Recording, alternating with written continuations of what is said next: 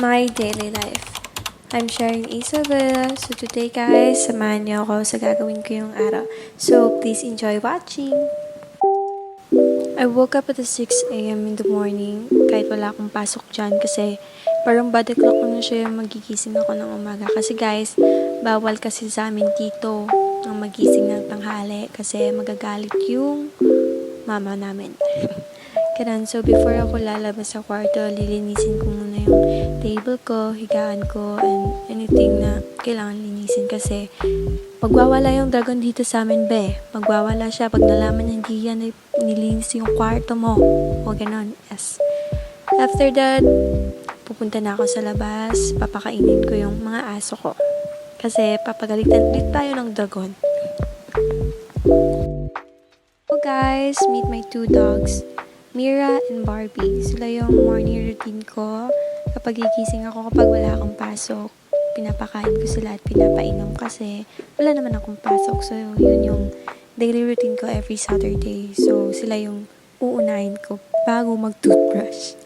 At pagtapos na ako magpakain sa kanila, gagayak na ako kasi pupunta ako sa kabilang bahay. Yes po, may kabilang bahay. 4 kasi yung bahay ko dito guys. Kaya 4 rin yung dapog ko. Okay? Pupunta ako doon kasi nandun yung pagkain. Nandun kasi lahat sila guys. Yung mga pinsan ko, mama ko, tita ko, nandun sila. Doon sila kumakain. Kapag umaga, sasabay-sabay kumain ka nun. So, pupunta tayo doon.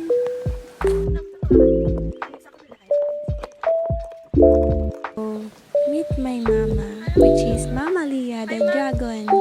The dragon. So,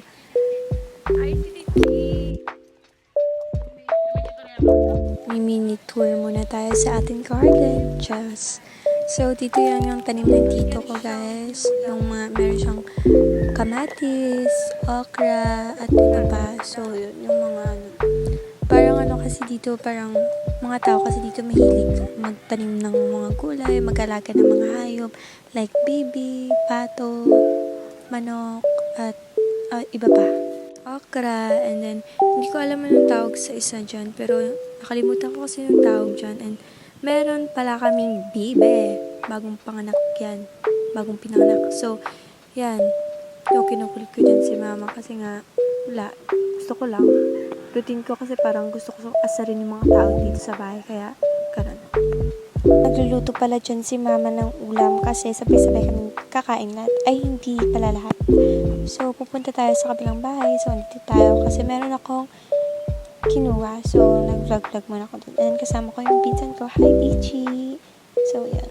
So, pagkatapos dyan, babalik na kami kasi kakain na kami. So, kasama ko pala yung family ko. Hindi pala kami kompleto, guys. Kasi, meron kasi pasok yung mga kuya ko. And then, merong trabaho yung tito at papa ko. So, kasi, it's Saturday, it's will the day. Pagkatapos namin kumain, pumunta kami sa Sapa kasi maliligo kami, guys. Kasi super init. So, kasama ko yung dalawa kong pinsan and then yung kapatid ko. So, Guys, welcome to our Suba.